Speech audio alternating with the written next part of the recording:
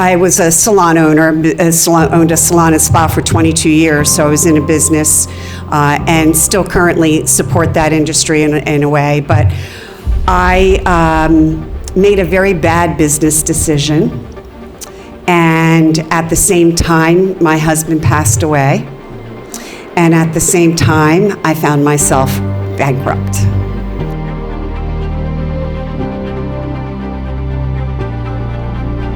So coach,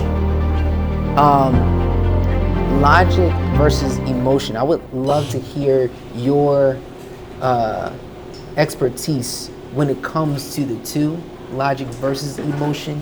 What are some of the experiences that you had in your life when it comes to that, and how did you break through it, go through it, and understand what is the difference between the two, and how do you apply it in your life today? Nice. Well, when I think of logic and emotion, and I think of us as beings, we are beings of emotion. Yeah. We are thought beings. Mm-hmm. And as a thought being, it is the being of our thoughts that we end up reacting to or showing up as. Mm-hmm. So when I think about how people operate, and we operate inside of our feelings most of the time. Mm-hmm. And that's okay. What we need to think about and consider is when we are in those emotions, and very eloquently how you posed it, is, that piece of being in that emotion, being in that excitement, being in that upset, whatever the emotion is to stop and question, wait, where is this coming from, and who am I being inside of that? Right. How am I really being? Am I being that emotional person? Am I being happy? Am I being sad? And am I being on one aspect of a spectrum that I'm attached, it has to be this way, or the other aspect of the other side of the spectrum of I'm resigned, of oh well. Where logic comes into me is from a place of commitment. Wow. Yeah. So when I can come from a state of mind of commitment, and I'm committed to, well, right now I'm committed to my well-being. I'm committed to my health. Come on now. When I come from a state of commitment, all of those emotional thoughts, all of those questions, those doubts, those lingering pieces from our past. Yeah. That creep in, because it's really our past that pops up. When I can come from commitment, then I can make a logical decision.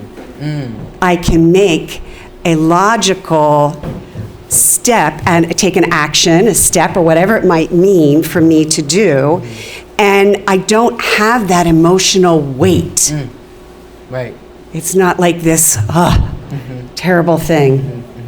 So, can I tell a story? Yeah, go ahead. Okay. So, very emotional when you're talking about riding the storm and facing the storm. And you know this story. I was a salon owner, owned a salon and spa for 22 years, so I was in a business and still currently support that industry in a way. But I made a very bad business decision. And at the same time, my husband passed away. And at the same time, I found myself bankrupt. So my entire life was pulled out from underneath me.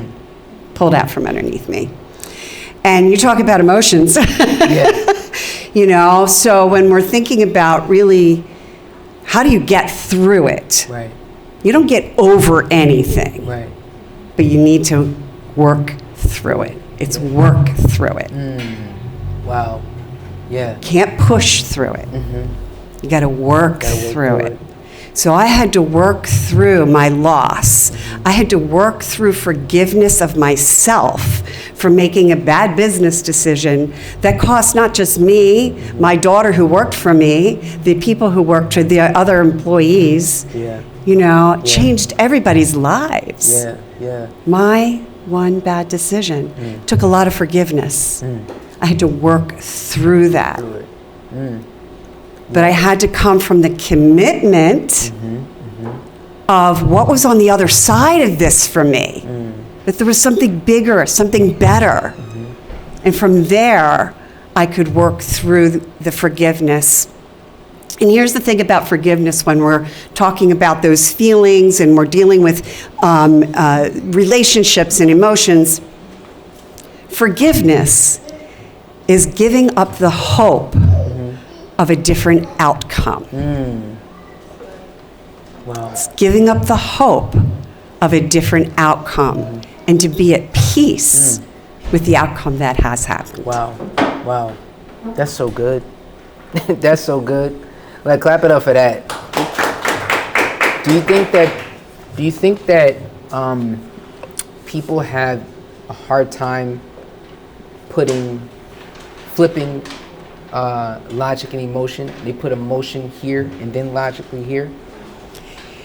Yes, because I think that the first go-to place is the emotional, right? That's the thing that bubbles up right away. Right.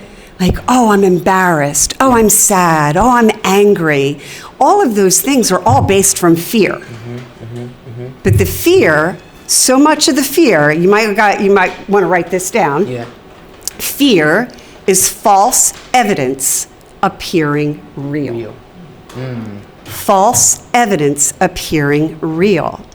So when we're thinking about that logic piece again and the emotional part, you've heard me say this, if you can't hold it in your hand, I got the mic in my hand, okay? If I can't hold it in my hand, it is all subject to interpretation. Wow. I have a mic in my hand, it's projecting my voice, it's hard, I can feel it.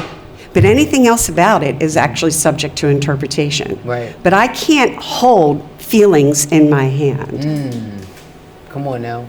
I can't hold anybody else's thoughts in this room in my hand.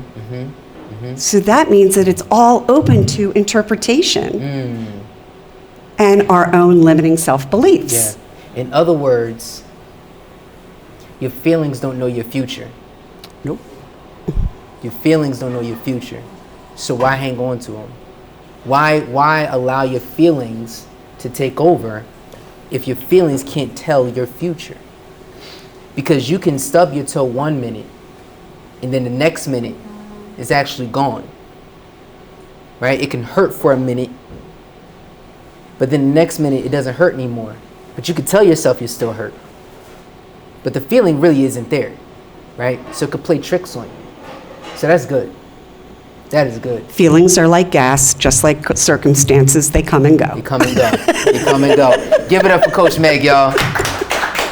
Hey, the Uber pulling up on call. Tell me, is you trying to fall?